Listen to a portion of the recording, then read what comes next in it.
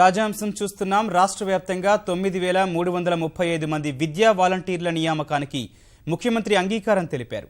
కలెక్టర్ల ద్వారా తాత్కాలిక పద్ధతిలో ఎంపిక చేయాలన్న ముఖ్యమంత్రి ఉపాధ్యాయ పోస్టులు భర్తీ అయ్యే వరకు వారిని కొనసాగించాలని సూచించారు.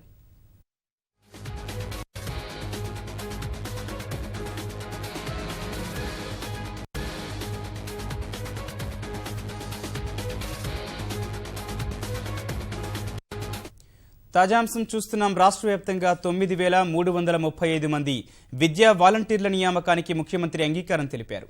కలెక్టర్ల ద్వారా తాత్కాలిక పద్ధతిలో ఎంపిక చేయాలన్న ముఖ్యమంత్రి ఉపాధ్యాయ పోస్టులు భర్తీ అయ్యే వరకు వారిని కొనసాగించాలని సూచించారు.